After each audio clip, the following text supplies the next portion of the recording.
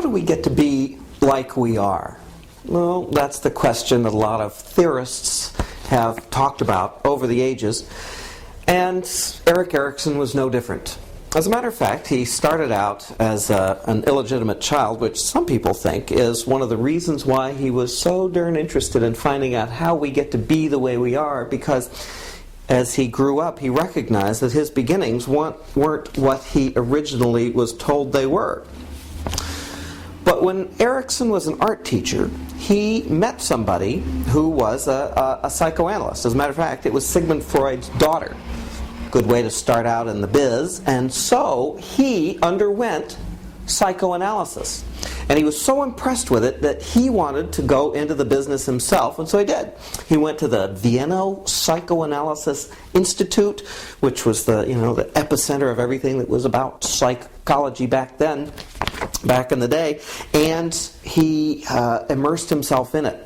But as he continued his studies, and when the Nazis took over and he moved to America, he realized that Freud's conception of how we become who we are, what Freud said, the psychosexual development, seemed somewhat limited to Erikson. And so through his observation, and everybody thought that he was a brilliant, not only psychoanalyst, but observer of the human condition. And as he did this, he came to realize that our development psychosocially, and that's what Erikson was really known for, psychosocial development, really happens not only from infancy, but throughout our lives, not just stopping at adolescence, which is where Freud had it. So his theory of psychosocial development happened in 8 stages, and here they are. That is, it starts out with stage 1, the oral sensory stage, which is from birth to 1 year old, and it deals with, and you'll see this throughout all of the 8 stages, Erikson saw that there were competing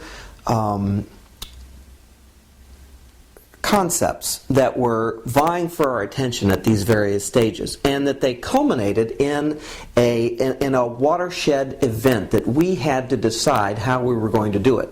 If we navigated our way through each of these stages successfully, it worked out in what Erikson saw as a virtue. And I'll deal with the virtues as I talk about each stage. So in the oral sensory stage, from birth to 1, you're dealing with trust versus mistrust. And that happened around the activity of feeding, and specifically being weaned from feeding. And that seminal event was going to determine how we came out, and the virtue that we would come out with if we did it successfully was hope. So, oral sensory, birth to 1, trust versus mistrust, centered around feeding, and the virtue is hope. Stage 2 is the muscular anal stage. Sounds like Freud right there, doesn't it? That's from 1 to 3 years old. That dealt with autonomy, being on our own, versus doubt, can we be on our own? And it centered really around toilet training. And we were dealing with will, or willpower was the virtue that we were looking for, our ability to guide our own destiny. Stage 3, the locomotor stage, from 3 to 6 years old. That dealt with initiative versus inadequacy. Or initiative versus guilt is another way you'll see it in some of the tables that you might see in your studies. And the virtue that we came away with was really independence. Are we going to be able to cut the apron strings? And that deals with purpose. What is our purpose in life? That's the virtue that we're talking about. Stage 4 is the latency stage, 6 to 12 years of age. That deals with industry versus inferiority. Are we able to get done what we need to get done, or are we going to be, shy, retiring little people? That the stage in which this happens is our school years. How we navigate through school, and the virtue that we'll come away with if we successfully navigate this is competence. That we feel like we're able to get done what we need to get done. That we feel competent in life. Stage 5 is adolescence, from 12 to 18 years of age. And that deals with identity versus confusion, or as Erikson originally said, ego identity versus role confusion. How do we fit in the whole stage of life? And that deals with peer relationships, how we get along with the other people that we're meeting in our same age, and that is fidelity, is the virtue that we come away with as far as that. Stage 6, young adulthood, 18 to 40 years of age.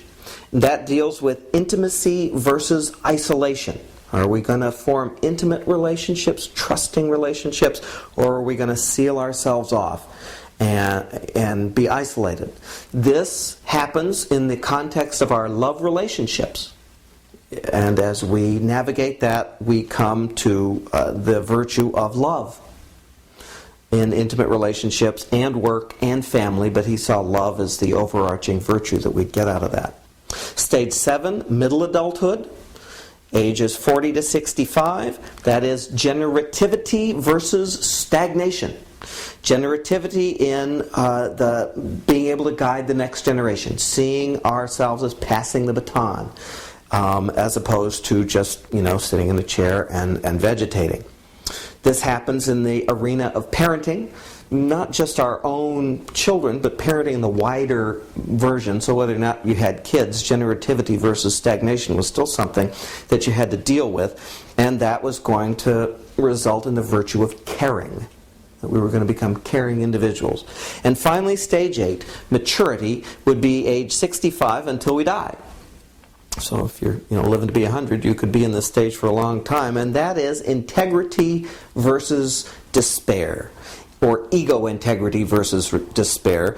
And that is, the integrity is the sense of assurance of meaning beyond ourselves, that there's meaning in life, that it wasn't all just a gerbil on a wheel going around, but there was something deeper that was going on in our lives. The arena that this happens in is accepting our own life, accepting our place in it, accepting where we've been and what we've done, putting ourselves in context, and the virtue that we get out of it is wisdom. Now, you've seen through all of this that he really saw ego as important in how we dealt with and how we developed in life. That our environment was going to be affecting us, but that it was our conscious ego that was making the difference, not, as Freud had said, the id that was bubbling up and making it all happen. As a matter of fact, he was considered an egocentric theorist because he thought that was so important. So, let's recap. Stage 1, oral sensory, birth to 1, trust versus mistrust, centered around feeding, and you got hope at the end of it. Stage 2, muscular anal, 1 to 3 years, autonomy versus doubt, centered around toilet training, and you got willpower at the end of it. Stage 3, the locomotor stage, 3 to 6 years, initiative versus inadequacy, you ended up in the arena of independence, and you got purpose out of that. Stage 4, latency, 6 to 12 years, industry versus inferiority, centered around school. You ended up with competence as the virtue. Stage 5, adolescence, 12 to 18 years, identity versus confusion, happened in peer relationships, and you end up with fidelity as the virtue.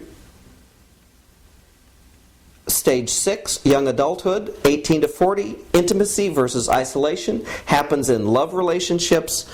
You end up with love as the virtue. Stage 7, middle adulthood, age 40 to 65, generativity versus stagnation, centered around parenting. You end up being caring as the virtue. And stage 8, maturity, age 65 years till you pass off this mortal coil. Integrity versus despair, deals with acceptance of one life, and wisdom is the virtue that you need there, and that's what you need to know. Thank you very much.